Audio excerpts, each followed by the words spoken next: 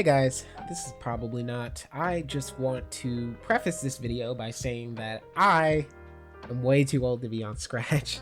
I've been on here for a long time, buddy. Now, why would that matter at all when the most successful and popular person on Scratch is a probably 40-year-old man? Well, I think for us Scratch veterans, as some people call them, we need to recognize that it's basically impossible for us to view Scratch from the perspective of a newcomer.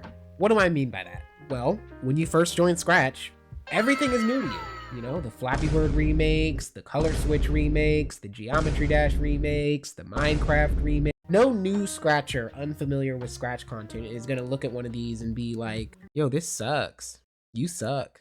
No, to them, this is all so magical. I mean, it was to me. It was a whole new world of possibilities, an endless stream of projects and creativity showing how fun and inventive the Scratch community can be. And I think for a lot of us older Scratchers, including myself, it's easy to have on our rose-tinted glasses and be like, back in my day, I remember when we used to make projects that mattered.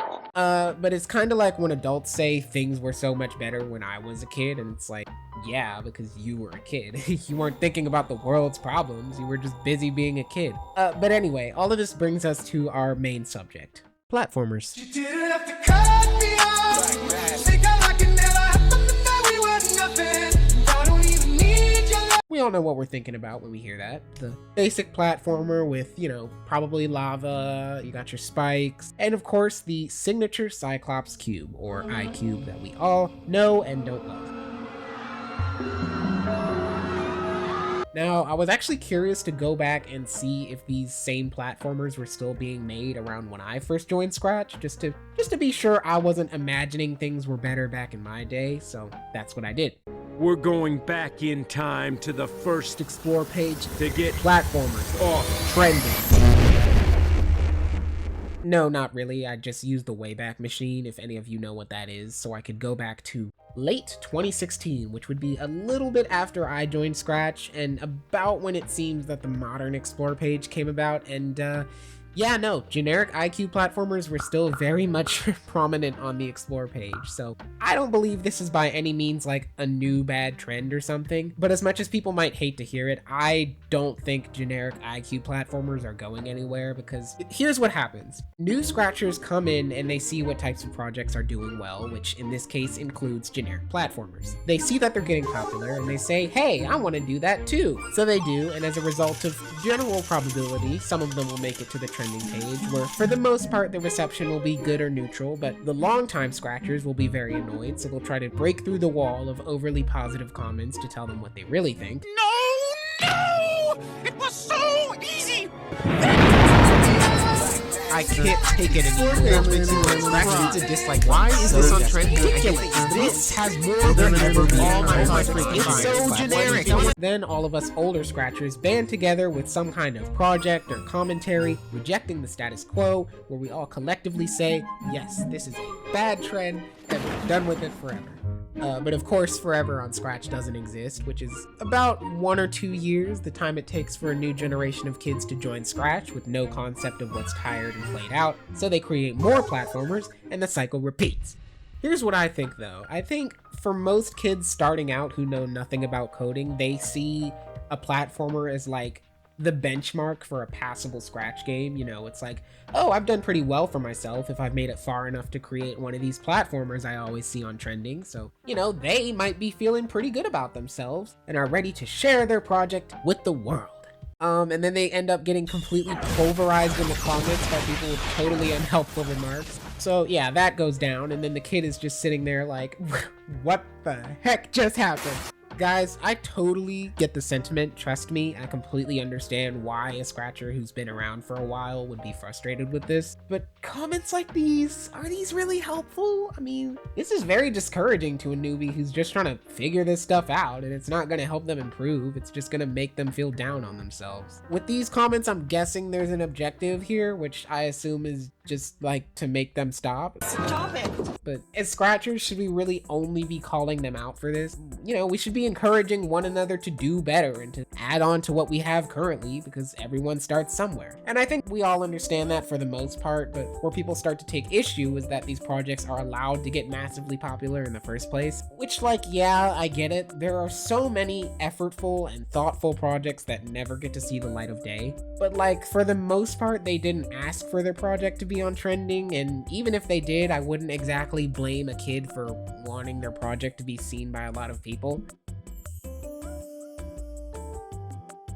However, I'm not saying this is the case for everyone. I'm not gonna name anybody, of course, but there are plenty of people who seem to be perfectly fine mass producing dozens and dozens and dozens of cookie cutter platformers as long as it means that they'll make it to the trending page. And that is where I take a little bit of issue. And another thing that I'm a little concerned with is how people are adopting these like YouTube style promotional tactics in their games, which I find to be a little crummy. Like, I'm sure you guys have seen these platformers now that plug the love and favorite notification between every level, which in my mind is the equivalent of those YouTubers who like remind you to like and subscribe 700 times throughout the video. All we gotta do is, what do they gotta do, Tommy? You gotta smash that like button! Smash it! Smash it!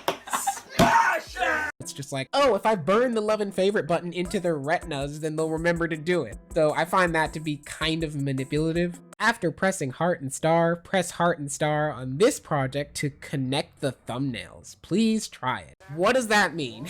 No, what does that mean? I want to know what it means. So I went on my alt account to try it because I was curious, and surprise, surprise, absolutely nothing happened. And this scheme probably worked. Platformers like this don't get love to view ratios like this. See, this is what I'm talking about. Call me oversensitive, but some of these tactics just seem to be a little bit too manipulative to me. I don't know. And it's kind of surprising that these aren't the types of things Scratch calls out when overlooking projects. Last month, one of my projects got taken down that was just me notifying my own viewers and followers about this YouTube channel, which essentially was because they said I was trying to trick people, which, like, I don't know how. I was just asking them to subscribe, sure, but there was no element of deception there. And Riftpatch literally has studios with thousands of followers advertising his YouTube that are still up and running.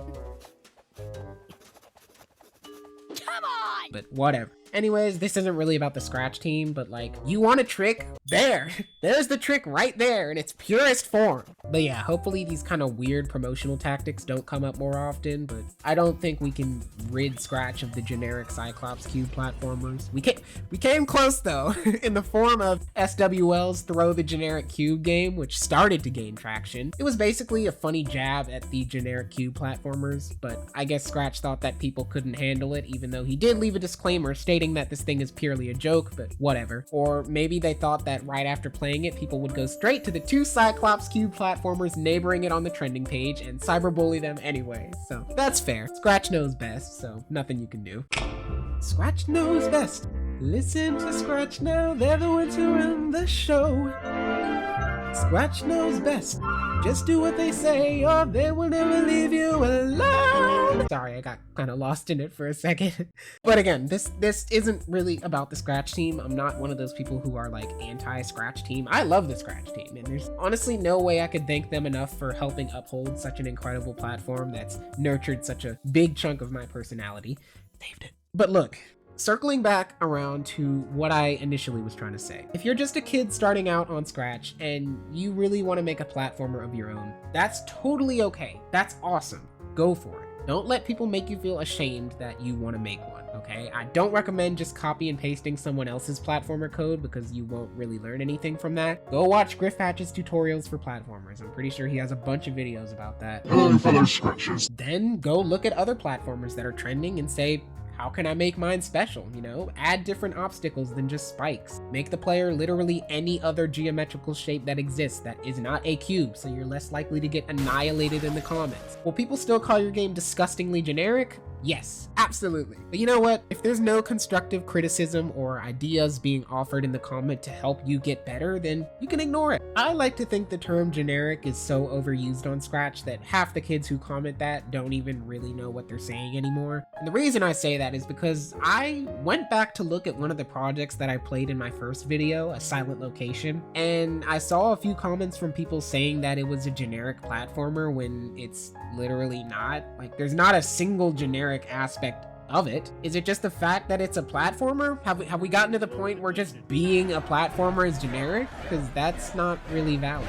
But also, don't let the overly positive comments influence you to stop trying to learn and make new things. As I said, if your project gets on trending, a lot of the comments will probably still be defending you, and some people may go overboard, telling you that this is the best project they've ever played in their life, and that this is so amazing and you shouldn't change a thing ever, when in reality it's just okay, and you should definitely try to do different things each time. I don't want to use myself as an example here, but if you look at my games on this account, you'll see that almost every single one of them is an entirely different gameplay because I wanted to experiment with new things every time and not be stuck making one type of thing just because I thought that's what people wanted to see. And look, if you're someone who's been on Scratch long enough to be sick and tired of these platformers, I completely get it. But this time, let's try to save our meaningless comments of spite and add something more helpful. You know, go to their profile and offer some new game ideas. Make them feel excited to try something new instead of being tempted to make the same platformer over and over.